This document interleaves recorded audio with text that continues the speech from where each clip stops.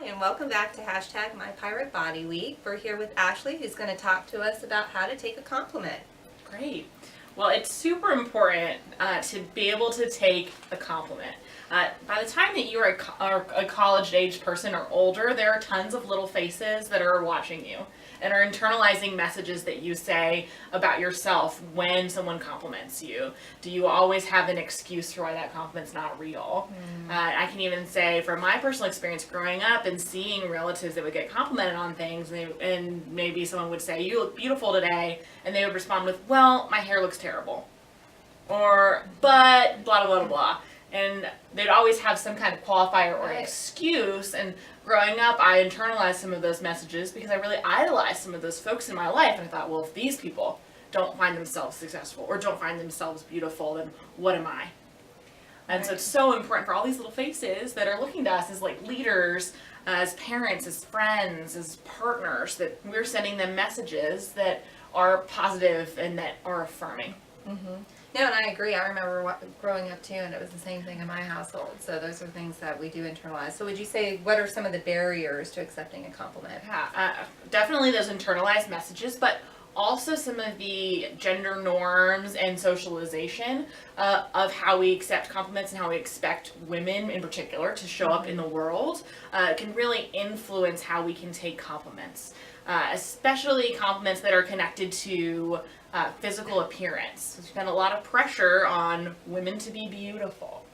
And that physical appearance instead of complimenting them on other things that they do for the world. We also engage as a society in a lot of confidence shaming.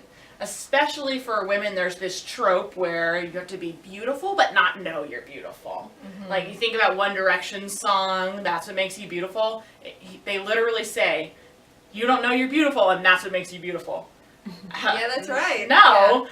I am beautiful and I know it, and that's fine, but it's also the least interesting thing about me. My beauty is just genetics. So hooray, thanks mom and dad. Like, I'm really appreciative for my physical appearance, but there's a lot more interesting things about me. And I think that those barriers, what we expect we can compliment people on, and what we expect of us in the world can make it harder to take a compliment.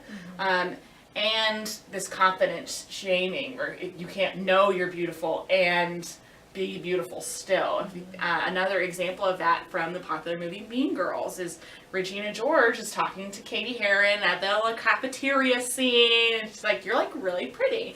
It's what Regina says to Katie, and Katie's just like, "Thank you," and Regina responds with, "So you think you're really pretty?" It's just like joy stealing. Don't steal other people's joy. That's not nice. And we confidence shame, and we learn those behaviors when we should really embrace each other's confidence for a variety of things, not just physical appearance. I think that really can get in the way of whether or not we're willing to accept compliments. We don't want to be shamed for being confident, and we want to appear humble. But humility is not about thinking less of yourself.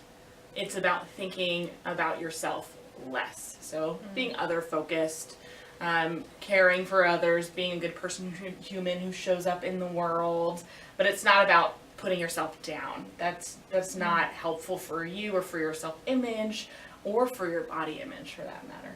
Very true. Some very great points on how to take a compliment. We're going to be back for part 2, so stay tuned.